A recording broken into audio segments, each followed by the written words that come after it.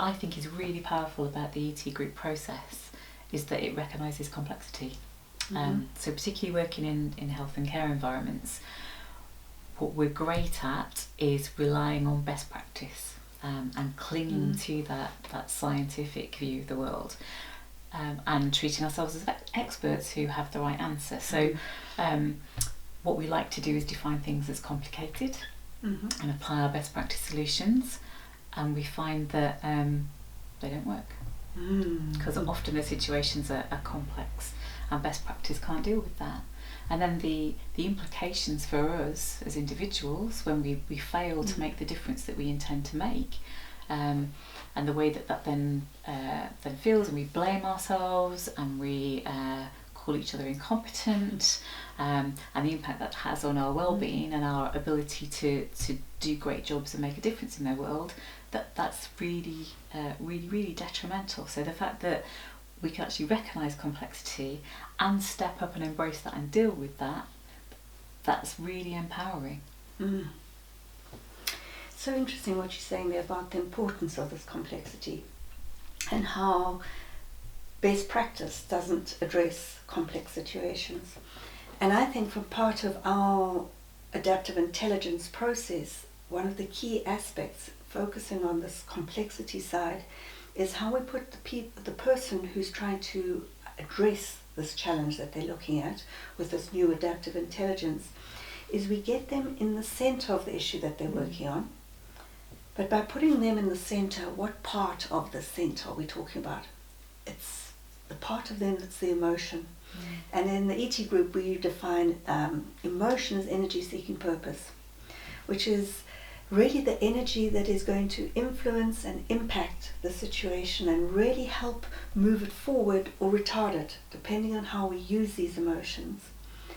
And so the old practice of saying we must leave our feelings and our emotions at the door and come to work as a competent worker, I think is very old school, because it's not actually acknowledging the complexity of each of us and allowing that complexity to show itself and become aware and conscious of the emotional contribution to either creating difficulties or enabling good things to happen.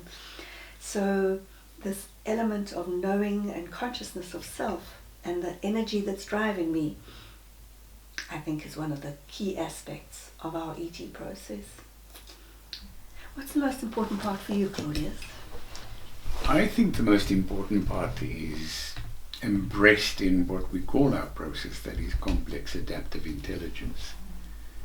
So we have the ET process of accessing that, and this isn't the place to go into that.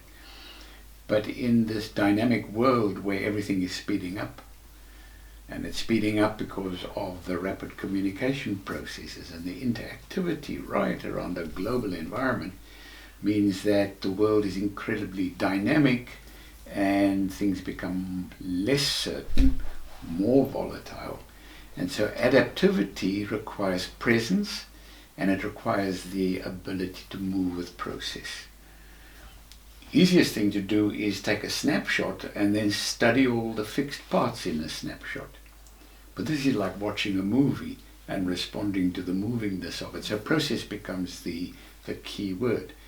And complex adaptive intelligence is the ability to work with process, not from the perspective of finding an absolute cause and an absolute effect that we want to achieve, but how to remain as coherent as we can in the process of dealing with whatever situation is arising.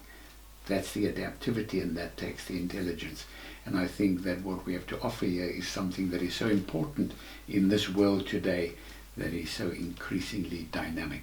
And I think the way that we can facilitate that to be mapped, again, I think that allows people to access that adaptive intelligence, doesn't it? Because by putting yourself right in the centre and building that visual, that emotional connection with what is going on, all of the agents operating in that environment, and being able to see the relationships between them, and appreciate that dynamic. This isn't just a snapshot map. This is a map that can move. This is a map where relationships can change, where I can see the emotions play out, where I can see the value archetypes playing out, and where I can then see opportunities to intervene and to make a difference. So I'm thinking about the creativity that we're looking at here. We're looking at unlocking creativity. And one of the ways of unlocking creativity is actually to get that emotional energy to work that you spoke about. And so I like the process of Walt Disney, where he gets the folks to think about free imagining. Just imagine solutions and don't critique them. And then realizing, becoming practical, how would we implement that? And then finally doing the critiquing piece, where might it go wrong? But offering, eliciting and accessing the creativity that comes in that engagement process. And where it takes me to, Michelle, is the whole idea of integrating the learnings.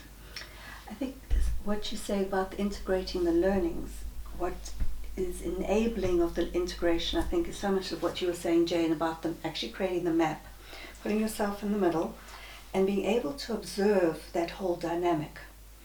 And it seems to have a magical quality, I think, when people have got to that phase in our process, where they step back and observe themselves in the middle and that whole dynamic that they've mapped, and start, the ahas then start. And I'm remembering one client that we were working with who was having complications in his business.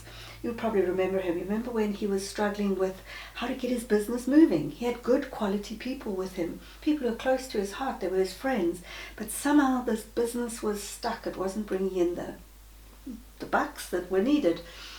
And when he started observing this and started putting the feelings in, the feeling dynamic began to enable him to expand his view, because he started seeing the families of his business partners and the influence those families were having. And he understood how the business was actually stuck because that greater perspective had not been taken into account, and the emotional charge that those families, through the business partners, were bringing into creating stuckness. And it's only by taking that big perspective and being able to, as you say, integrate it. It becomes part of the way he then was able to view his world and his business. It wasn't a problem out there anymore. It was an inner, aha, I've got a way of re-looking, reviewing, re-seeing, and an integrated perspective on the complexity of his circumstance. Yeah, that chimes with my experience of it. It was a one-to-one coaching situation actually, and we were using the same process and mapping, and the power of mapping the emotions in that environment was stunning, and also identifying the values archetype. So thinking about, whilst being in the centre of that map, what are the relationships? How am I creating great communication? How is the stance that I'm taking in the centre of this map impacting on other people in that situation? So that the person that I was coaching, a very important role around safeguarding children in a wide geographical area, and was very stuck and really concerned about her lack of impact in terms of moving this agenda forward, and was able to see several new opportunities to take her important work and break through, and that was great to be part of, really good. So maybe then in summary what we're looking at is firstly identifying the depth of the problem space, identifying whether it is complex or complicated, and the different approaches that are required, the identifying the personal contribution to that problem space, mapping, as you say, the agencies, employing creative thinking, and they're constantly integrating the learning process. And that's what we call adaptive intelligence.